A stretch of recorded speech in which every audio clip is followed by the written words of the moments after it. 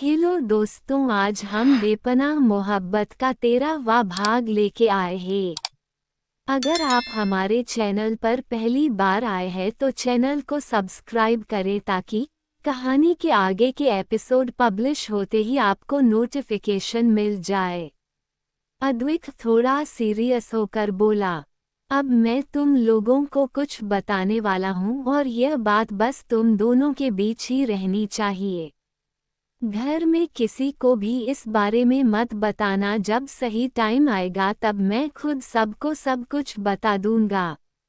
दोनों ने हाँ में गर्दन हिलाई तो अद्विक ने उन्हें ईशा के बचपन से लेकर उसकी आकाश के साथ शादी, फिर उसका उस घर भागना, अद्विक से मिलना, अद्विक का उसे अपनी जिंदगी में शामिल करना, सब कुछ उन दोनों को बता दिया। अद्विक की बातें सुनकर और ईशा के पास्ट को जानकर दोनों की आंखों में से आंसू बह रहे थे। वो दोनों ईशा की तरफ देख रही थी जिसने अद्विक के पेट में अपना चेहरा छुपाया हुआ था और उसकी कमर को बहुत टाइटली पकड़ा हुआ था और बस रोए जा रही थी, और अद्विक बस उसे खुद से सटाए उसके बालों को सहला कर उसे शांत करवाने में लगा हुआ था, पर ईशा का रोना कम नहीं हो रहा था। ईशा ने कितना दर्द सहा है ये बात जानकर दोनों को बहुत बुरा लग रहा था। आंखें तो अद्विक की भी नम थी ईशा के पास्ट को बताते हैं, पर अद्विक ने खुद को संभाला और विधि और निधि से बोला, तुम लोगों को पता है वो आज भी शोना को ढूंढ रहा है, और आज तुम लोगों की एक छोटी सी गलती की वजह से वो शोना तक पहुंचने ही वाला था। अगर मैं आज सही समय पर मॉल नहीं पहुंचता तो वो आज ईशू तक पहुंच चुका होता। उसकी बात सुनकर निधि और विधि रोते हुए बोली, सॉरी भाई। अद्विक ने उन्हें रोते देखा तो बोला, अच्छा अब चुप हो जाओ और मेरी बात ध्यान से सुनो। कल से तुम लोग कॉलेज जा रहे हो तो कल से तुम दोनों को ईशू का ख्याल रखना होगा कॉलेज में। वैसे तो मैंने कॉलेज में भी सिक्योरिटी का इंतजाम कर दिया है, पर तुम दोनों हमेशा शोना के साथ रहोगी और कोई भी अनजान इंसान ईशू के पास नहीं आना चाहिए। दोनों ने हाँ में गर्दन हिलाई तो अद्विक बोला, कुछ भी हो, कुछ भी अजीब लगे तो तुरंत मुझे फोन करना, नहीं तो शेरा या शक्ति को भी कर सकती हो। अब तुम दोनों जाओ, कल तुम्हें कॉलेज भी जाना है। दोनों ने हाँ में गर्दन हिलाई और ईशा की तरफ देखा जो अभी भी बस रोए जा रही थी। फिर दोनों उठकर वहां से चली गई। मन तो था उनका ईशा से बात करने का, पर इस समय उसे सिर्फ अद्विक ही संभाल सकता था। दोनों के जाने के बाद अद्विक ने रिमोट से डोर को लॉक किया और ईशा को खींचकर ऊपर किया और अपने सीने से लगा लिया। ईशा बहुत बुरी तरह रो रही थी। अद्विक से उसका रोना बर्दाश्त नहीं हो रहा था, पर उसने कुछ नहीं कहा और उसके बालों को सहलाता रहा। वो उसे ऐसे ही बाहों में लेकर लेट गया और उसे अपने ऊपर लिटा लिया। जब काफी देर तक ईशा शांत नहीं हुई तो अद्विक उसके बालों को सहलाते हुए बोला, शोना चुप हो जाओ बच्चा, आपकी तबीयत खराब हो जाएगी, इतना रोना अच्छा नहीं है, प्लीज चुप हो जाओ। पर ईशा चुप नहीं हुई। उसने अद्विक को और भी ज्यादा कसकर पकड़ा और रोते हुए बोली, मेरी क्या गलती थी जो मेरे साथ ऐसा हुआ? मामा मामी ने कभी मुझे प्यार नहीं किया, हमेशा मुझे डांटा मारा, पर मैंने कभी कुछ नहीं कहा, पर उन्होंने मुझे क्यों उस इंसान के साथ? आपको पता है वो बहुत बुरा है, बहुत।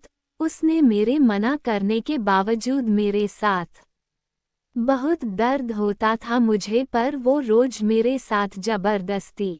अद्विक जो उसकी बातें सुन रहा था उसे इस समय आकाशा पर बेहिसाब गुस्सा आ रहा था। उसकी आंखें लाल हो गई। अगर आकाश उसके सामने होता तो वो उसे मौत के घाट उतार देता, पर उसने खुद को शांत किया और ईशा को जल्दी से बेड पर लिटाकर उसके ऊपर आ गया। ईशा जो बात बोल रही थी वो उसके मुंह में ही रह गई। वो अपनी आंसू भरी नजरों से अद्विक को देखने लगी जो उसे ही देख रहा था। ईशा की हिचकियां अब भी चालू थी। अद्विक ने प्यार से उसके आंसू साफ किए और बोला, जानता हूँ आपके साथ बहुत गलत हुआ है, पर आप फिक्र मत कीजिए। जिसने आपको तकलीफ देने की कोशिश की है उन सब ऐसी सजा मिलेगी कि वो लोग मौत की भीख मांगेंगे। तड़पा तड़पा कर उन्हें मारूंगा। ईशा उसे ही देख रही थी। अद्विक ने प्यार से उसका माथा चूम लिया। उसके एहसास से ईशा की आंखें बंद हो गई। उसकी पकड़ अद्विक के कंधों पर कस गई जो अद्विक ने भी महसूस किया। उसके बाद अद्विक ने एक एक कर उसकी दोनों बंद आंखों को चूम लिया, फिर उसके नोज टिप को भी प्यार से चूम लिया। ईशा आंखें बंद किए इस एहसास को जी रही थी। उसकी धड़कनें बहुत तेज चल रही थी जो अद्विक को भी महसूस हो रही थी। कुछ ऐसा ही हाल अद्विक का भी था। अद्विक की नज़र उसके होठों पर ठहर गई। उसने एक बार ईशा की बंद पलकों को देखा और धीरे से अपने होठ ईशा के होठों पर रख दिए, पर वो शांत रहा। उसने सिर्फ अपने होंठ उसके होठों से जोड़े पर कोई मूवमेंट नहीं की। पर उसकी इस हरकत से ईशा की पकड़ उस पर हद से ज्यादा कस गई। ईशा के नाखून अद्विक के कंधों पर धंस गए पर उसने कुछ नहीं कहा, बस अपने होठों को उसके होठों से जोड़े एक हाथ से उसके बालों को सहलाता रहा और उसका दूसरा हाथ ईशा की कमर पर था। धीरे धीरे अद्विक ने अपने होंठ ईशा के होठों पर चलाने शुरू कर दिए। वो बहुत प्यार से ईशा के होठों को चूमने लगा। अद्विक कभी उसके ऊपर वाले होंठ को चूमता तो कभी उसके नीचे वाले होंठ को। उसका हाथ ईशा की कमर पर घूम रहा था। धीरे धीरे अद्विक की किस डीप और पैशनेट होती गई। जब ईशा को सांस लेने में दिक्कत होने लगी तो अद्विक ने उसके होठों को छोड़ दिया और उसे अपने सीने से लगा लिया। दोनों की सांसें तेज चल रही थी। अद्विक ईशा की पीठ सहलाते हुए उसे शांत करवा रहा था। ईशा को बहुत अलग एहसास हो रहे थे। यह एहसास उसने कभी नहीं जिए थे, पर उसके दिल को अद्विक के पास सुकून मिल रहा था। धीरे धीरे वो शांत हो गई पर उसकी हिम्मत नहीं हो रही थी अद्विक की तरफ देखने की, इसलिए वो उसके सीने से लगी चुपचाप लेटी रही। अद्विक भी उसे अपनी बाहों में भरे लेटा रहा। यह एहसास उसके लिए भी नया था। आज तक बहुत लड़कियों ने उसके करीब आने की कोशिश की थी, उसे सिड्यूस करने की कोशिश की थी, पर अद्विक ने किसी को नजर उठाकर तक नहीं देखा था। ईशा वो पहली लड़की थी जो उसके दिल और दिमाग में बसी थी और अब उसकी जिंदगी में और उसके इतने करीब उसकी बाहों में आई थी। अद्विक ने उसके सिर को चूमा और उसे बाहों में भरे लेटा रहा। धीरे धीरे दोनों नींद के आगोश में चले गए। वहीं निधि और विधि के रूम में दोनों ईशा के बारे में सोचते सोचते सो गई। उन्हें विश्वास नहीं हो रहा था कोई किसी के साथ ऐसा भी कर सकता है। उन दोनों को तो अतुल जी और अद्विक ने हमेशा राजकुमारियों की तरह रखा, उसकी हर ख्वाहिश पूरी की। हाँ, कभी कभी अलका जी उन्हें डांट देती थी, पर फिर उन्हें मना भी लेती थी। पर ईशा उसके पास तो कोई नहीं था जो उसे प्यार करता, उसकी दुख तकलीफ को समझता झता। कितना मुश्किल रहा होगा ईशा के लिए। पर हाँ, अब उसकी जिंदगी में अद्विक है जो उसे कुछ नहीं होने देगा, उसकी हर ख्वाहिश को पूरा करेगा, उसे हर दुख हर तकलीफ से बचाएगा और उसे खुश रखेगा। यही सोचते सोचते दोनों सो गई। अगली सुबह अद्विक की आंख खुली तो चेहरे पर एक प्यारी सी मुस्कान आ गई, क्योंकि ईशा बिल्कुल उससे चिपक कर सोई हुई थी। आधे से ज्यादा तो वो अद्विक के ऊपर ही थी। ईशा ने अद्विक को उसकी कमर से बहुत कसकर पकड़ा हुआ था और उसका सिर अद्विक के सीने पर था। अद्विक ने उसके बालों को उसके चेहरे से साइड किया और उसके माथे को प्यार से चूम लिया। अद्विक कुछ देर उसके चेहरे को प्यार से निहारता रहा। सोते हुए ईशा बहुत ही मासूम लग रही थी, बिल्कुल किसी बच्चे की तरह। उसके बाद अद्विक ने उसे खुद से अलग कर अच्छे से बेड पर लिटाया और खुद उठकर बाथरूम में चला गया। फ्रेश होने के बाद वो अपने जिम के लिए चला गया जो उसी फ्लोर पर बना हुआ था। लगभग 1 घंटे बाद अद्विक जिम से वापस आया तो देखा कि ईशा अभी भी सो रही थी। अद्विक उसके पास जाकर बैठा और उसके बालों को सहलाते हुए बोला, शोना उठिए, आपको कॉलेज जाना है आज। चलिए जल्दी उठिए, सोने दीजिए ना। नींद में ये बोल ईशा ने दूसरी तरफ करवट ली और फिर सो गई। अद्विक ने 1-2 बार कोशिश की पर वो नहीं उठी। अद्विक ने टाइम देखा, यहाँ 7 बजे हुए थे। तभी उसकी नज़र टेबल पर रखे पानी के जग पर गई। उसने ईशा की तरफ देखा जो अभी भी गहरी नींद में सोई हुई थी। उसे सोते देख अद्विक बोला, सॉरी शोना but you left me no way. ये बोल उसने पानी का जग ईशा के ऊपर डाल दिया। ठंडा पानी पड़ने से ईशा हड़बड़ाकर उठ गई और चिल्लाने लगी, बाढ़ आ गई, बाढ़ आ गई, भागो मम्मी कोई बचाओ। तभी उसने अपनी आंखें खोली और सामने देखा तो अद्विक उसे ही अपनी आंखें छोटी कर घूर रहा था। ईशा की नज़र उसके हाथ में पकड़े जग पर गई तो वो समझ गई कि अभी क्या हुआ था।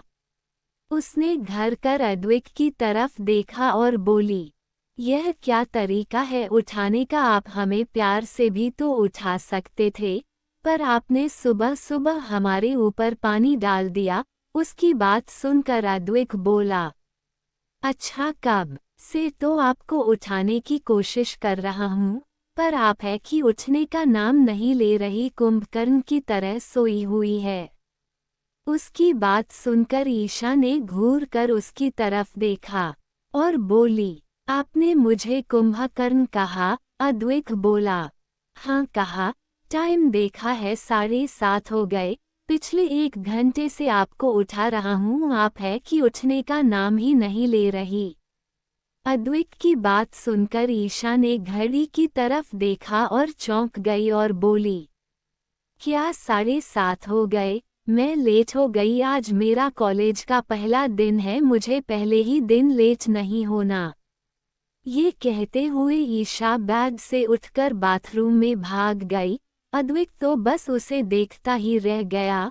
फिर उसने नामे सिर हिलाया और अपने कपड़े लेकर दूसरे रूम में चला गया। ईशा ने शावर लिया, तभी उसे याद आया कि वो जल्दबाजी में अपने कपड़े तो लेकर आना ही भूल गई।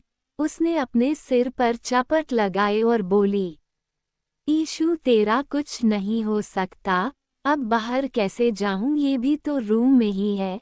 ये बोल ईशा ने इधर उधर देखा, तभी उसकी नज़र वहां रखी अद्विक की शर्ट पर गई। ईशा ने कुछ देर सोचा और फिर अद्विक की शर्ट उठाकर पहन ली। बाथरूम का दरवाजा खोल उसने अपना सिर थोड़ा सा बाहर निकाल कर इधर उधर देखा। जब उसे लगा कि अद्विक रूम में नहीं है तो उसने चैन की सांस ली और रूम में आ गई। वो जल्दी से अलमारी के पास गई और अपने कपड़े निकालने लगी। तभी रूम का डोर ओपन हुआ और ईशा का आवाज देते हुए अद्विक अंदर आया, शोना आप रेडी हो? पर सामने देखकर उसकी आवाज उसके गले में ही रह गई। धड़कनें बेतहाशा धड़कने लगी और नजरें सामने अपनी शर्ट में खड़ी ईशा पर ठहर गई। ईशा ने इस समय सिर्फ अद्विक की शर्ट पहनी हुई थी जो उसको साइज में काफी बड़ी थी, जिस वजह से उसके कंधे दिखाई दे रहे थे। अद्विक की आवाज सुनकर ईशा की आंखें बड़ी हो गई। हाथ पकड़े कपड़े जो उसने अलमारी से पहनने के लिए निकाले थे वो हाथ से छूट नीचे गिर गए।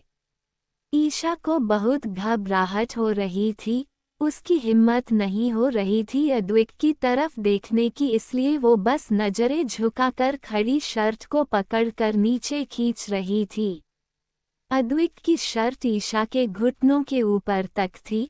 उसके गोरे पैर साफ दिखाई दे रहे थे, जिन्हें देख अद्विक का गला सूखने लगा। उसके कदम खुद ब खुद ईशा की तरफ बढ़ गए। वहीं ईशा वो उस शर्ट को खींचकर नीचे करने की नाकाम कोशिश कर रही थी। अद्विक चलकर उसके सामने आकर खड़ा हो गया और उसकी झुकी पलकों को देखकर बोला, आपने मेरी शर्ट क्यों पहनी है? ईशा कुछ नहीं बोली, बस अपनी पलकें झुकाए खड़ी रही। अद्विक ने उसकी चिन के नीचे अपनी 2 उंगलियां लगाकर उसका चेहरा ऊपर किया और बोला, मेरी तरफ देखिए शोना। ईशा पलकें झुकाए वैसे ही खड़ी रही। अद्विक ने उसकी कमर में हाथ डाल उसे खुद के करीब कर लिया। ईशा के हाथ उसके कंधों पर आ गए। अब दोनों के बीच हवा जाने जितनी जगह भी नहीं थी। अद्विक ईशा की तरफ झुका और उसके कान में मदहोशी से बोला, अगर आपने मेरी तरफ नहीं देखा तो मैं अभी आपको किस कर लूंगा। ये बोल उसने ईशा के कान को चूम लिया। अद्विक की शोन से ईशा सिहर गई और उसकी की पकड़ अद्विक पर कस गई। अद्विक ने ईशा की तरफ देखा जो अभी भी नीचे देख रही थी। अद्विक ने उसकी नाक से अपनी नाक रब की और बोला, लुक एट मी शोना। उसकी बात सुनकर ईशा ने धीरे से पलकें उठाकर अद्विक की तरफ देखा, जो आंखों में बेपनाह मोहब्बत लिए उसे ही देख रहा था। ईशा ने फिर अपनी पलकें झुका ली और धीरे से बोली, वो कपड़े अद्विक की नज़दीकी उसे बेचैन कर रही थी, जिस वजह से वो कुछ बोल भी नहीं पा रही थी। उसकी इस हरकत पर अद्विक मुस्कुरा दिया। उसने प्यार से ईशा का माथा चूमा और उसे छोड़ते हुए बोला, जाइए, तैयार हो जाए वरना कॉलेज के लिए लेट हो जाएगा। उसकी बात सुनकर ईशा जल्दी से अपने कपड़े लेकर बाथरूम में भाग गई। अद्विक ने गहरी सांस ली और खुद से बोला, किसी दिन ये लड़की मेरी जान लेकर रहेगी। फिर वो अपने कोट को ठीक करते हुए बाहर चला गया। वहीं बाथरूम में ईशा दरवाजे से लगी अपनी बढ़ी हुई धड़कनों को कंट्रोल करने की कोशिश कर रही थी। उसने अपने दिल पर हाथ रखा जो रोलर कोस्टर की तरह भाग रहा था और बोली, पता नहीं क्यों पर जब भी यह करीब आते हैं तो दिल इतनी तेज धड़कता है, जैसे किसी भी पल सीने से निकलकर बाहर आ जाएगा। इनके करीब आते ही मुझे इतनी बेचैनी क्यों होने लगती है? भगवान, ये क्या हो रहा है मेरे साथ? ये बोल उसने लंबी सांस ली और तैयार होने लगी। अद्विक नीचे आया और डाइनिंग टेबल पर बैठ गया। यहाँ सभी पहले से बैठे उनका इंतजार कर रहे थे। उसे अकेले देखने दी। सीढ़ियों की तरफ देखते हुए बोली, भाई भाभी कहाँ है? आज कॉलेज जाना है। उनकी तबीयत तो ठीक है, वो अभी तक आई नहीं नीचे। अद्विक ने उसकी तरफ देखा और बोला, शोना ठीक है, बस तैयार हो रही है, आती ही होगी। तभी विधि की नज़र सीढ़ियों से नीचे उतरती ईशा पर गई तो वो बोली, लो भाभी आ गई। सब उस तरफ देखने लगे। ईशा को देख अद्विक के चेहरे पर एक प्यारी सी मुस्कान आ गई। ईशा ने इस समय ग्रीन कलर का अनारकली सूट पहना हुआ था और साथ में उसी कलर का मैचिंग दुपट्टा था। आधे बालों को क्लच कर ऊपर बांधा हुआ था और बाकी के बाल खुले रखे थे, जो उसकी कमर तक लहरा रहे थे। हाथों में 2 कंगन जो उसे अलका जी ने दिए थे, आंखों में काजल और होठों पर हल्की पिंक लिपस्टिक।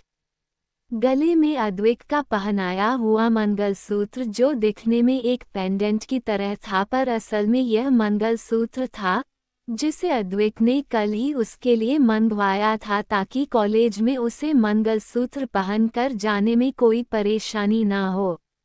ईशा नीचे आई। उसने सबको गुड मॉर्निंग विश किया और पैर छूकर सबसे आशीर्वाद लिया और उसके बाद अद्विक के पास वाली चेयर पर बैठ गई।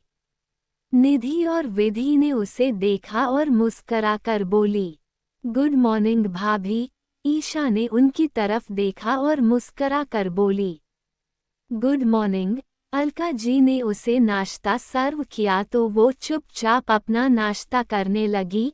तभी अतुल जी बोले, ईशा बेटा, आज तुम लोगों का कॉलेज का पहला दिन है। मैं कोई भी प्रॉब्लम हो तो तुरंत मुझे फ़ोन करना और डरना नहीं। ईशा ने हाँ में गर्दन हिलाई। अतुल जी की बात सुनकर दादाजी बोले, हाँ बेटा, किसी से भी डरने या घबराने की जरूरत नहीं है। बस अपनी पढ़ाई पर ध्यान देना और मन लगाकर पढ़ना। ईशा बोली, जी दादाजी। सबने अपना अपना नाश्ता किया। उसके बाद जयराज जी और अतुल जी अपने ऑफिस जाने लगे तो जयराज जी ने जाने से पहले ईशा के सिर पर हाथ रखा और प्यार से बोले, अपना ध्यान रखना बेटा। All the best for your first day. Isha ने थैंक यू कहा तो जयराज जी प्यार से उसके बालों को सहला कर चले गए। जयराज जी का यूं प्यार से बात करना और बालों को सहलाना ईशा के दिल को एक सुकून सा दे गया। उसकी आंखें नम हो गई। जयराज जी का ऐसा करना ईशा को एक पिता का एहसास करवा रहा था। ईशा ने खुद को संभाला और फिर सबको बाय कहकर वो लोग कॉलेज के लिए निकल गए। निधि और विधि शक्ति और शेरा के साथ एक कार में थी और दूसरी कार में अद्विक और ईशा थे और ड्राइवर कार ड्राइव कर रहा था। ईशा खिड़की से बाहर देख रही थी पर नर्वसनेस उसके चेहरे पर साफ दिखाई दे रही थी। अद्विक जो फोन पर किसी से बात कर रहा था, उसने बात खत्म कर फोन अपनी जेब में रखा और ईशा की तरफ देखा। उसके चेहरे पर घबराहट देख अद्विक ने उसका हाथ पकड़ा और बोला, क्या हुआ सोना, इतना नर्वस क्यों हो? ईशा ने उसकी तरफ देखा पर कुछ बोली नहीं। अद्विक ने गाड़ी में पार्टीशन ऑन किया और उसे कमर पकड़कर अपनी गोद में बिठा लिया। उसने ईशा के बालों को उसके कान के पीछे किया और बोला, बताइए क्यों इतना घबरा रही है? उसे पता था कि ईशा का कॉलेज में पहला दिन है इसलिए वो नर्वस हो रही है, पर वो चाहता था कि ईशा अपने दिल की बात उससे करे। ईशा ने धीरे से अपनी पलकें उठाकर उसकी तरफ देखा और बोली, क्या मैं कर पाऊंगी? मैं आज तक कभी घर से बाहर नहीं गई। मामा मामी ने मेरी पढ़ाई घर पर ही करवाई है। मैं शुरू से चार दीवारी के बीच ही पड़ी हूँ, कभी बाहर नहीं गई, इसलिए डर लग रहा है। उसकी बात सुनकर अद्विक ने उसके चेहरे को हाथों में भरा और प्यार से उसके गालों को सहलाते हुए बोला, सोना, मैं मानता हूँ कि आपने अपनी पहले की स्टडी घर में रहकर ही की है और आप कभी बाहर की दुनिया में नहीं गई, पर एक ना एक दिन तो आपको उस चार दीवारी में से बाहर निकलना ही था।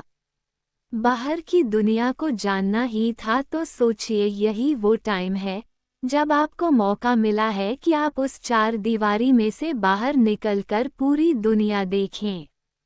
अपने सपनों को जिए, उन्हें पूरा करें और भरोसा कीजिए, मैं हमेशा आपके साथ हूँ। आप जब भी अपने आसपास देखेगी मुझे अपने साथ पाएंगी, ना आगे ना पीछे बल्कि आपके साथ। आपके कदम से कदम मिलाकर मैं चलूँगा। जब भी आप लखाएंगी आपको संभालने के लिए मैं हमेशा आपके पास मौजूद रहूँगा। पर मैं आपको सिर्फ संभालूंगा, बाकी चलना आपको खुद ही है। इसलिए अपने मन से अपने डर को बाहर निकालिए और अपने सपनों की तरफ अपना पहला कदम बढ़ाइए। मैं हमेशा आपके साथ हूँ। अद्विक की बात सुनकर ईशा को थोड़ा अच्छा लगा। वो अद्विक के सीने से लग गई। अद्विक ने भी उसे अपनी बाहों में भर लिया और उसके बालों को सहलाने लगा। दोनों चुपचाप शांति से बैठे एक दूसरे को महसूस कर रहे थे। कुछ देर बाद उनकी गाड़ियां कॉलेज के बाहर आकर रुकी। पीछे की गाड़ी में से निधि और विधि बाहर निकली। शेरा और शक्ति ने उन्हें ऑल द बेस्ट कहा तो उन दोनों ने भी मुस्कुराकर उन्हें थैंक यू कहा।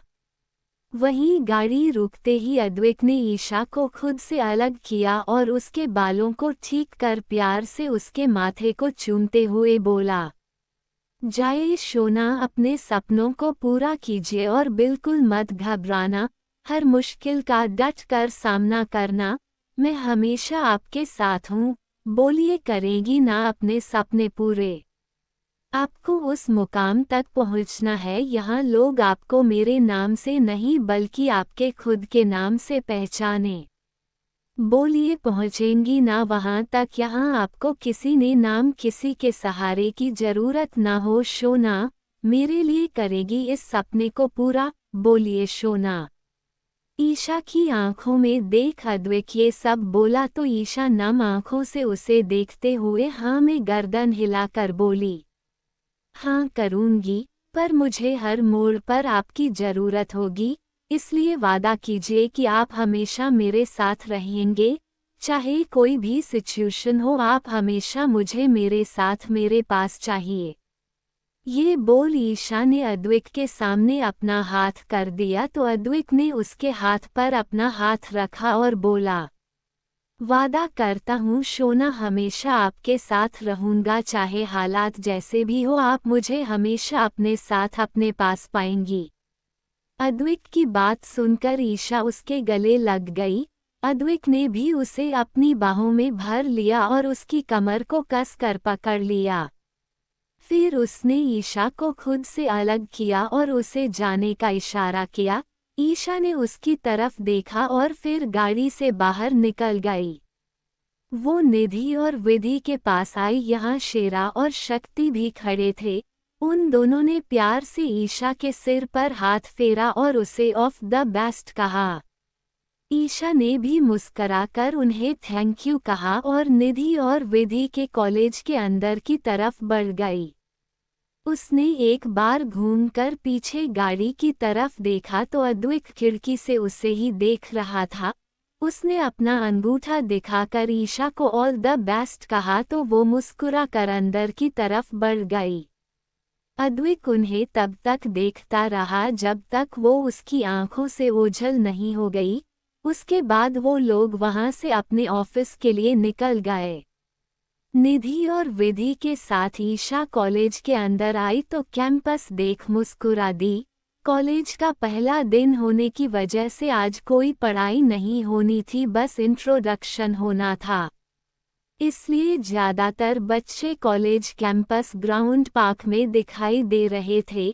ईशा उन दोनों के साथ अंदर अपनी क्लास की तरफ बढ़ गई। तभी उन लोगों के सामने दो लड़के आ गए। उनमें से एक लड़का जिसका नाम दक्ष था उन लोगों को देख बोला, फर्स्ट ईयर। उन लोगों ने हाँ में गर्दन हिलाई तो वो लड़का मुस्कुरा दिया और फिर बोला, तो फिर बिना इंट्रोडक्शन के कहा जा रही हो, ज़रा अपने सीनियर्स को इंट्रोडक्शन तो देती जाओ। तभी उसके पास दो लड़के और दो लड़कियां और आ गई। तभी उनमें से एक लड़की निधि और विधि और ईशा को देख बोली, क्या दक्ष इनको क्यों रोक रखा है? फर्स्ट ईयर है तो थोड़ा इंट्रोडक्शन तो बनता ही है। उसकी बात सुनकर वो सब हाँ में हाँ मिलाने लगे। तभी वो लड़की बोली जिसका नाम दिव्या था, हाँ तो एक एक कर अपना नाम बताओ। उसकी बात सुनकर निधि और विधि ने अपना अपना नाम बता दिया। वहीं ईशा बिल्कुल चुपचाप खड़ी थी। उसे डर लग रहा था क्योंकि वो ऐसे पहली बार घर से बाहर आई थी, पर उसने अपने चेहरे पर डर का कोई भाव नहीं आने दिया। तभी वो लड़की दिव्या को चुप देख थोड़ा जोर से बोली, तुम्हें क्या अलग से बोलूं तुम्हारा नाम बताने के लिए?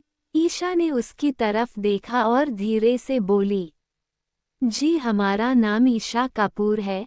उसकी प्यारी सी आवाज़ सुनकर उन सब से पीछे खड़ा लड़का जो कब से मासूम सी ईशा को देख रहा था उसके चेहरे पर प्यारी सी मुस्कान आ गई। तभी दिव्या बोली, चलो फिर जल्दी से एक गाना सुनाओ। उसकी बात सुनकर वो तीनों घबरा गई, पर ईशा फिर भी बिना किसी एक्सप्रेशन के बोली, हम यहाँ पढ़ने आए हैं, किसी को इंटरटेन करने नहीं। दिव्या बोली, तेरी इतनी हिम्मत, तू मुझे मना करेगी? दिव्या मल्होत्रा को तुम जानती नहीं मैं कौन हूँ? ईशा बोली। जी नहीं, हम नहीं जानते कि आप कौन हैं और न ही हमें जानने में इंटरेस्ट है। हम बस यहाँ पढ़ने आए हैं और वही करेंगे। उसकी बात सुनकर दिव्या गुस्से में भर गई और ईशा की तरफ बढ़ते हुए बोली, तुम जानती नहीं तुमने किससे पंगा लिया है? तुम्हारे साथ मैं क्या कर सकती हूँ तुम सोच भी नहीं सकती। उसकी बात सुनकर ईशा ने उसकी आंखों में देखा और बोली, आप क्या कर सकती है वो बाद की बात है, पर हम अभी प्रिंसिपल सर के पास जाकर आपकी शिकायत कर सकते हैं। उसकी बात सुनकर दिव्या उसे मारने गुस्से में आगे बढ़ी, तभी पीछे से आवाज आई जो कब से पीछे खड़ा ईशा को देख रहा था। बस सब उस लड़के की तरफ देखने लगे जिसकी नजरें सिर्फ ईशा पर थी। तभी दिव्या उसे देख बोली, पर जीत? इस लड़की ने। जीत बोला, मैंने कहा ना चुप, और आप लोग जाए अपनी क्लास में जाए। ईशा निधि और विधि की तरफ देख उसके उन लोगों को क्लास में जाने का इशारा किया तो वो तीनों उसे एक नज़र देख वहां से चली गई। उनके जाते ही दिव्या जीत की तरफ देखकर गुस्से में बोलती है, तुमने मुझे रोका क्यों जीत? आज तो मैं उस लड़की को अच्छे से सबक सिखाती। पर जीत उसकी बात पर कोई रिस्पॉन्स नहीं देता। वो अभी उस तरफ देख रहा होता है जिस तरफ ईशा और निधि और विधि गई होती है। इस समय उसके चेहरे पर एक अजीब सी मुस्कान होती है जिसे कोई नहीं समझ पाता। ईशा निधि और विधि के क्लास में आती है। आज कोई पढ़ाई नहीं होती, बस इंट्रोडक्शन होता है। पूरा दिन ऐसे ही निकल जाता है। छुट्टी के टाइम वो लोग घर के लिए निकल जाते हैं। अद्विक ने उन्हें लेने के लिए पहले ही गाड़ी भेज दी थी। ऐसे ही पूरा दिन निकल जाता है। शाम को सभी डिनर कर अपने अपने रूम में जाकर सो जाते हैं।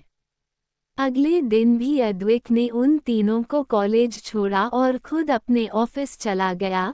निधि और विधि के साथ ईशा भी अपनी पढ़ाई में मगन हो गई। अद्विक अपने ऑफिस पहुंचा तो उसने देखा तानिया पहले से ही वहां बैठी हुई थी। अद्विक ने उस पर कोई ध्यान नहीं दिया और सीधा अपने कैबिन में चला गया।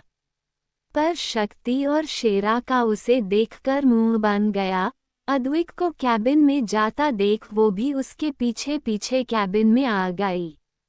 अद्विक ने अपना कोट उतारा और चेयर पर पीछे रख दिया और खुद अपनी चेयर पर बैठकर अपना काम करने लगा। उसने बिना तानिया की तरफ देखे बोला, अगर कुछ बोलना नहीं है तो तुम यहाँ से जा सकती हो, मेरे पास और भी बहुत काम है। उसकी बात सुनकर तानिया थोड़ा नाराजगी से बोली, तुम ऐसा कैसे बोल सकते हो अद्विक? मैं यहाँ तुम्हारे साथ टाइम स्पेंड करने आई हूँ और तुम हो कि तुम्हें बस अपने काम की पड़ी है। अभी हमें एक दूसरे को समझने की ज़रूरत है जिससे हमें आगे जाकर कोई परेशानी ना हो और हम अपनी ज़िंदगी अच्छे से एक दूसरे के साथ बिता पाएं। उसकी बात सुनकर अद्विक के लैपटॉप पर चलते हाथ रुक गए। उसने तानिया की तरफ देखा और बोला, और तुम्हें किसने कहा कि मैं तुम्हारे साथ जिंदगी बिताऊंगा और क्यों? उसकी बात सुनकर तानिया हैरान होते हुए बोली, क्या मतलब है तुम्हारा अद्विक? बहुत जल्द हमारी सगाई होने वाली है। पापा ने इनविटेशन कार्ड्स भी छिपवा लिए हैं। सबको पता चल चुका है कि हम दोनों सगाई कर रहे हैं। उसकी बात सुनकर अद्विक का दिमाग खराब हो गया, पर उसने खुद को शांत रखा और बोला, क्या मैंने तुमसे कहा कि मैं तुमसे सगाई या शादी करना चाहता हूँ? तानिया बोली, पर अद्विक ये तो बहुत पहले से तय था। मेरे पापा और तुम्हारे पापा ने पहले ही सब डिसाइड कर लिया था, और मैं भी तो तुम्हें पसंद करती हूँ, वो भी तब से जब से हम एक दूसरे को जानते हैं। अद्विक बोला, पर मैं तुम्हें पसंद नहीं करता, ये बात मैं पहले भी तुम्हें बता चुका हूँ, इसलिए आखिरी बार बोल रहा हूँ कि मैं तुमसे कोई सगाई कोई शादी नहीं करने वाला।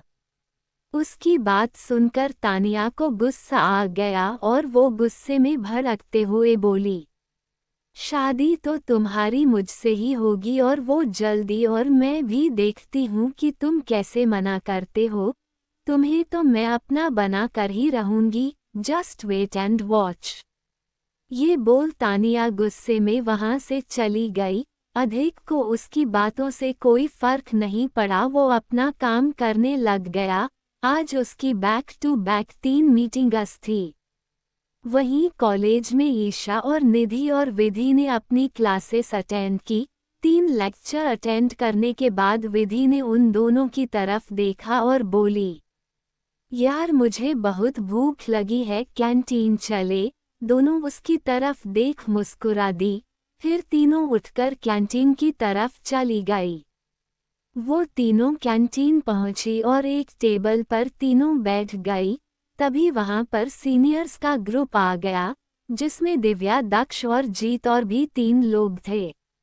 ये हर समय बस सबको परेशान करते रहते थे। अमीर बाप की औलादें होने की वजह से सब बिगड़े हुए थे, कोई इनके खिलाफ कोई एक्शन नहीं लेता था। इसलिए डर की वजह से कोई भी उनसे पंगा नहीं लेता था। ईशा, निधि और विधि कैंटीन में बैठी हुई थी। उन्होंने अपने लिए कॉफ़ी ऑर्डर की और विधि ने साथ में समोसे ऑर्डर कर दिए, पर ईशा ने उसे खाने से मना कर दिया क्योंकि अद्विक ने उसे बाहर का खाने से मना किया था। विधि ने ईशा की तरफ देखा और समोसा खाते हुए बोली, आई मीन ईशू, आप कुछ खा क्यों नहीं रही?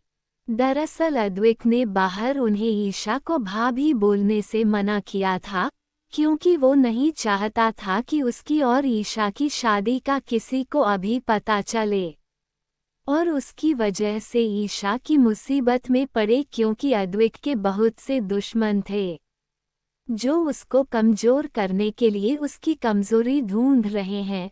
इसलिए विधि ईशा को भाभी बोलते बोलते रुक गई।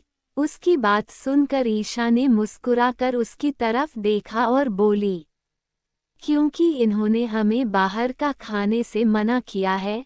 विधि बोली, ओह, तो भाई की वजह से आप नहीं खा रही, पर यहाँ तो भाई नहीं है, तो आप चाहो तो खा सकती हूँ। उसकी बात सुनकर ईशा ने उसकी तरफ देखा और बोली, पर ये तो गलत होगा ना, उन्होंने हमें कुछ कहा है तो हमें उनकी बात माननी चाहिए।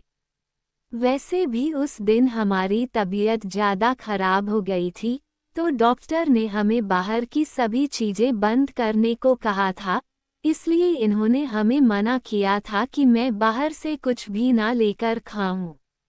निधि बोली, कोई बात नहीं भाभी, आप मत खाओ, ये तो डफ है, कुछ भी बोलती है। ये बोल निधि ने विधि के सिर पर चापत लगा दी, जो अभी तक ईशा से बात करते करते 2 समोसे खा चुकी थी और तीसरा खाने की तैयारी में थी।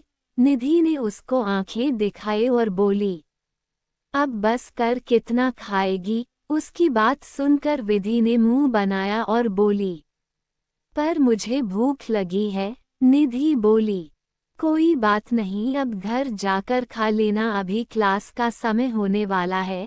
ये दोनों आपस में बात कर रही थी, वहीं ईशा उन्हें देख मुस्कुरा रही थी। पर तभी उसे खुद पर किसी की नज़रें महसूस हुई। उसने इधर उधर देखा तो उसकी नज़रें जीत पर जा ठहरी, जो उनसे थोड़ा दूर कुर्सी पर बैठा ईशा को ही एकटक अजीब तरीके से देख रहा था। उसकी नज़रें ईशा को असहज बना रही थी, इसलिए उसने जल्दी उससे अपनी नज़रें हटा ली, पर जीत का उसे देखना अभी भी जारी था, जो ईशा महसूस कर पा रही थी। वहीं उसके पास बैठी दिव्या जीत की हर हरकत नोट कर रही थी, क्योंकि वो जब से कैंटीन आए थे जीत का ध्यान सिर्फ ईशा पर था और यह बात दिव्या को बर्दाश्त नहीं हो रही थी। क्योंकि वो बहुत टाइम से जीत को पसंद करती थी, पर जीत ने कभी उसको एक दोस्त से बढ़कर माना ही नहीं था। दिव्या को ईशा पर बहुत गुस्सा आ रहा था, क्योंकि जीत का पूरा ध्यान सिर्फ ईशा पर था, जो दिव्या को बर्दाश्त नहीं हो रहा था। उसने जीत के कंधे पर हाथ रखा और बोली, जीत, मैं कब से तुमसे बात कर रही हूँ, पर तुम हो कि पता नहीं तुम्हारा ध्यान कहाँ है। उसकी बात सुनकर जीत ने उसकी तरफ देखा और बोला, हाँ, नहीं कुछ नहीं, वो मैं कुछ सोच रहा था। दिव्या बोली, क्या सोच रहे थे? जीत बोला, वो अगले हफ्ते फ्रेशर पार्टी है ना, तो बस उसी के बारे में सोच रहा था। फ्रेशर पार्टी का सुनकर दिव्या कुछ सोचने लगी। उसके चेहरे पर टेढ़ी स्माइल आ गई। उसने निधि और विधि के साथ जाती हुई ईशा को देखा और मन ही मन बोली, अब तुम देखती जाओ मैं क्या करती हूँ। मेरी बेइज्जती करने की कोशिश की थी ना, अब तुम देखो मैं क्या करती हूँ। फिर उसने जीत की तरफ देखा, जो जाती हुई ईशा को देख रहा था। वो जिस तरह से ईशा को देख रहा था, उस वजह से दिव्या को ईशा के ऊपर बहुत गुस्सा आ रहा था। फिर वो उठकर वहां से दूसरी तरफ चली गई। शाम के 5 बजे अद्विक, जो अभी अपनी मीटिंग खत्म कर अपने कैबिन में आया था, फोन की आवाज सुनकर उसने फोन की तरफ देखा तो छोटी माँ का नंबर देख जल्दी से फोन उठाकर बोला, जी छोटी माँ। सामने से कुछ कहा गया, जिसे सुनकर अद्विक की भौहें सिकुड़ गई और वो बोला, ठीक है मैं आ रहा हूँ। ये बोल उसने अपने कोट उठाया और शक्ति को फोन करते हुए ऑफिस से बाहर चला गया। ईशा, निधि और विधि के साथ जब कॉलेज से घर वापस आती है तो घर पर लिविंग रूम में कुछ लोगों को बैठे देखती है। उनमें से वो किसी को नहीं जानती थी, पर निधि और विधि का उन लोगों को देखकर मुंह बन जाता है। तभी अलका जी की नज़र उन तीनों पर पड़ती है तो वो उन्हें देखकर बोलती है, आ गई तुम लोग, चलो जल्दी से फ्रेश हो जाओ, मैं तुम लोगों के लिए कॉफ़ी और नाश्ता भिजवाती हूँ। उनकी बात सुनकर ईशा बोलती है, नहीं माँ, अभी भूख नहीं है, जब भूख होगी हम खुद खा लेंगे, आप परेशान मत होइए। अलका जी ने उसके गाल पर हाथ रखा और प्यार से बोली, ठीक है जाओ फ्रेश हो जाओ। तभी सोफे पर बैठी एक महिला, जो तानिया की माँ गरिमा थी, ईशा को देख बोली, अलका ये कौन है, पहले तो कभी नहीं देखा इसे इस घर में। अलका जी कुछ बोलती उससे पहले ही जयराज जी बोले, वो हमारे दूर के रिश्तेदार की बेटी है, यहाँ पर पढ़ाई करने आई है तो यही रहती है। जयराज जी की बात दादा दादी अलका जी, निधि और विधि के ईशा को भी अच्छी नहीं लगी, पर उसने कुछ नहीं कहा, बस सबको नमस्ते कहा कर ऊपर की तरफ बढ़ गई। पर तभी तानिया की माँ की आवाज़ से ईशा रुक गई, जो उसे अपने पास बुला रही थी। बेटा यहाँ आओ, हमारे पास भी बैठो कुछ टाइम। उनकी बात सुनकर ईशा ने अलका जी और बाकी सब की तरफ देखा, जो खुद एक दूसरे की तरफ देख रहे थे। ईशा धीरे से जाकर गरिमा जी के पास खड़ी हो गई और बोली, जी आंटी। गरिमा जी ने उसका हाथ पकड़ा और उसे अपने पास बिठा लिया और उससे बातें करने लगी। ईशा भी जो वो पूछ रही थी उसका जवाब दे रही थी। तभी गरिमा जी ईशा को बोली, तो बेटा शादी के बारे में तुम्हारा क्या ख्याल है? उनकी बात सुनकर सब लोग उनकी तरफ देखने लगे। ईशा भी हैरान होकर उनकी तरफ देखने लगी और बोली, जी मैं समझी नहीं। गरिमा जी बोली, मतलब बेटा तुम कब शादी करोगी? अभी सिर्फ पढ़ाई पर ध्यान दोगी या तुम्हारे घर वालों ने कोई लड़का देखा है? ईशा को समझ नहीं आ रहा था कि वो क्या बोले। उसे चुप देख अलका जी बोली, अभी उसे अपनी पढ़ाई पूरी करनी है, शादी का क्या है वो बाद में देखा जाएगा जब सही समय आएगा। उनकी बात सुनकर गरिमा जी बोली, नहीं, मेरा मतलब था कि मेरी नज़र में एक लड़का है, अगर आप चाहें तो हम उनसे बात कर सकते हैं। लड़का बहुत अच्छा है, खुद का बिजनेस है। उनकी बात सुनकर सब परेशान हो गए। तभी अतुल जी बात संभालते हुए बोले, अरे छोड़िए ना, बाकी बातें बाद में देखी जाएगी। अभी बच्चियां कॉलेज से आई है, थक गई होगी। फिर ईशा की तरफ देखकर, ईशा बेटा आप जाओ, फ्रेश हो जाओ, फिर कुछ खा लेना। ईशा ने हाँ में गर्दन हिलाए और उठकर ऊपर की तरफ बढ़ गई। तानिया का ध्यान ईशा पर ही था। ईशा सादगी, उसकी खूबसूरती तानिया को खटक रही थी, और जिस तरह से अलका जी ईशा से प्यार से बात कर रही थी, यह सब तानिया को अच्छा नहीं लग रहा था। ईशा निधि और विधि के ऊपर की तरफ बढ़ गई। निधि और विधि अपने रूम में चले गए और ईशा अपने रूम में। तभी तानिया भी उठी और सुमन जी को देखकर बोली, आंटी वो मुझे फ्रेश होना है, तो क्या मैं उसकी बात सुनकर सुमन जी बोली, हाँ बेटा जाओ, तुम्हारा ही घर है। तानिया ने मुस्कुराकर उनकी तरफ देखा और वहां से ऊपर की तरफ बढ़ गई। अलका जी को डर था कि कहीं वो ईशा को अद्विक के रूम में देखकर ईशा को कुछ बोले ना, क्योंकि वो जानती थी तानिया का स्वभाव कैसा है। पर उन्हें पता था कि अद्विक के रूम में जाने की परमिशन किसी को भी नहीं है। कोई भी अद्विक की मर्जी के बिना उसके रूम में नहीं जा सकता। तानिया बाथरूम का बहाना बनाकर ऊपर के फ्लोर पर चली गई। यहाँ अद्विक का रूम था। किसी को भी अद्विक के रूम में जाने की परमिशन नहीं थी। अद्विक को नहीं पसंद था कि कोई उसके रूम में आए, यहाँ तक कि घरवालों में से भी अलका जी और अतुल जी ही सिर्फ उसके रूम में आते थे, वो भी जब अद्विक रूम में मौजूद होता था तब। तानिया ने अद्विक के रूम में झांक कर देखा और दरवाजा खोलकर अंदर चली गई। तभी उसकी नज़र ईशा पर गई, जो अलमारी से अपने कपड़े निकाल रही थी। उसे देख तानिया बोली, तुम यहाँ क्या कर रही हो? उसकी आवाज़ सुनकर ईशा पीछे घूमी और उसे देखने लगी। तभी तानिया एक बार और जोर से बोली, मैंने पूछा तुम यहाँ अद्विक के रूम में क्या कर रही हो? उसकी तेज सुनकर ईशा डर गई। तानिया उसके करीब आई और ईशा की कलाई पकड़कर बोली, क्या चुराने की कोशिश कर रही थी तुम? बोलो।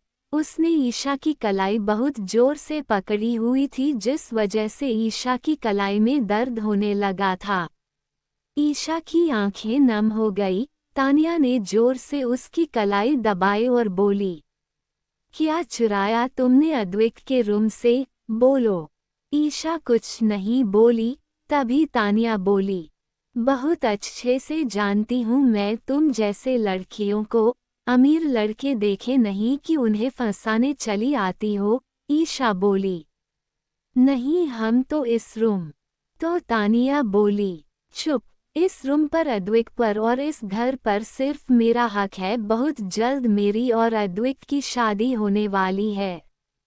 उसकी बातें सुनकर ईशा चुप हो गई, कुछ नहीं बोली, पर उसकी आंखों से आंसू अभी भी बह रहे थे, क्योंकि तानिया ने उसकी कलाई अभी भी पकड़ी हुई थी।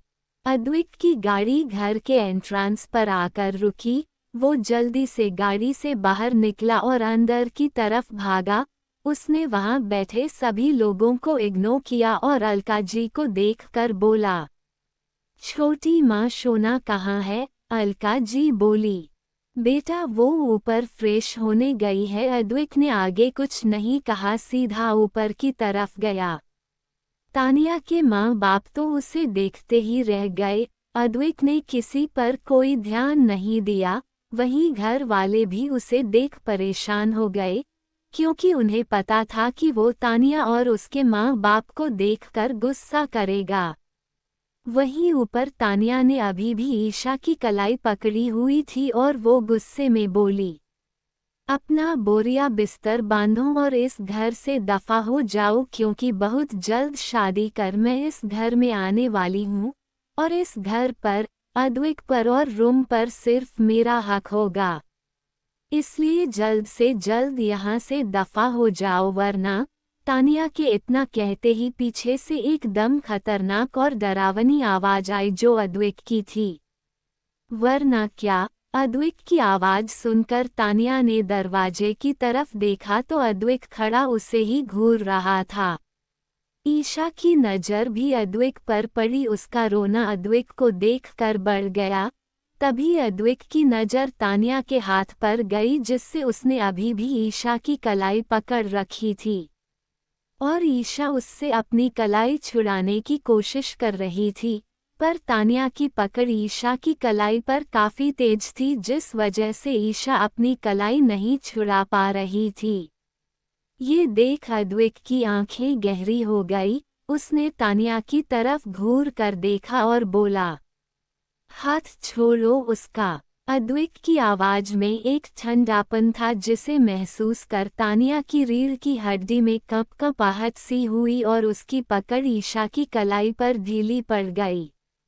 तानिया को अद्विक से डर लग रहा था पर उसने अपने चेहरे पर नहीं आने दिया और अद्विक को देखकर बोली, देखो ना अद्विक, ये लड़की पता नहीं तुम्हारे रूम में क्या कर रही थी। जब मैं आई तो ये लड़की अलमारी में कुछ ढूंढ रही थी। माना ये दूर की रिश्तेदार हैं पर इसका मतलब ये थोड़ी कि कहीं भी किसी के भी रूम में मुंह उठाकर घुस जाएंगी। तानिया अपनी धुन में बोले जा रही थी, वहीं अद्विक का पूरा ध्यान तो ईशा की कलाई पर था जिस पर तानिया की उंगलियों के निशान पड़ चुके थे। अद्विक ने ईशा के चेहरे की तरफ देखा जो आंसुओं से भीगा हुआ था। उसे ऐसे देख अद्विक को बहुत तकलीफ हो रही थी और उतना ही तानिया पर गुस्सा आ रहा था। वो गुस्से में आगे बढ़ा और उसने तानिया की कलाई पकड़ी और खींचकर रूम से बाहर लेकर जाने लगा। उसके ऐसा करने से तानिया हड़बड़ा गई और उससे अपना हाथ छुड़ाते हुए बोली, अद्विक क्या कर रहे हो? मेरा हाथ छोड़ो, मुझे दर्द हो रहा है। पर अद्विक ने उसकी एक ना सुनी और वैसे ही उसे खींचकर नीचे लेकर आने लगा। तानिया की आवाज सुनकर सबका ध्यान सीढ़ियों पर गया। यहाँ से अद्विक तानिया को खींचकर लेकर आ रहा था। सब लोग अपनी जगह से उठकर उन्हें देखने लगे। अद्विक ने उसे नीचे लाकर झटके से छोड़ा जिस वजह से तानिया गिरते गिरते बची। तभी अतुल जी आगे आए और अद्विक को इतना गुस्से में देखकर बोले, क्या हुआ अद्विक, तुम इतने गुस्से में क्यों हो? अद्विक ने कुछ नहीं कहा, बस गुस्से में तानिया को घूरता रहा। वहीं जयराज जी भी आगे आए और अद्विक को देखकर बोले, अद्विक ये क्या तरीका है? अभी तानिया को चोट लग जाती तो। उनकी बात सुनकर अद्विक ने उनकी तरफ गुस्से में घूर कर देखा और बोला, लग जाती तो लग जाती मिस्टर कपूर, मुझे कोई फर्क नहीं पड़ता। अपने मेहमानों को समझा लीजिए कि मेरे मामलों से और मुझसे जुड़े लोगों से दूर रहें, मैं बर्दाश्त नहीं करूंगा। उसकी बात सुनकर जयराज जी कुछ बोलते उसके पहले ही दादाजी बोले, पर हुआ क्या है बेटा? अद्विक ने दादाजी की तरफ देखा और बोला, पूछिए इससे, इसने कैसे ईशू से बात की? उसकी बात सुनकर तानिया गुस्से में बोली, तुम उस लड़की की वजह से मेरे साथ ऐसा बिहेव कर रहे हो, जबकि वो लड़की तुम्हारी कुछ नहीं लगती और मेरी तुमसे शादी होने वाली है। तानिया की बात सुनकर अद्विक जोर जोर से हंसने लगा। उसकी हंसी एकदम डरावनी और खतरनाक थी। सब लोग अद्विक को देख रहे थे। कुछ टाइम बाद अद्विक शांत हुआ और तानिया को देखकर बोला, शादी और तुमसे, इन योर ड्रीम्स मैं तुम्हें पहले ही बता चुका हूँ कि मैं तुमसे कभी शादी नहीं करूँगा।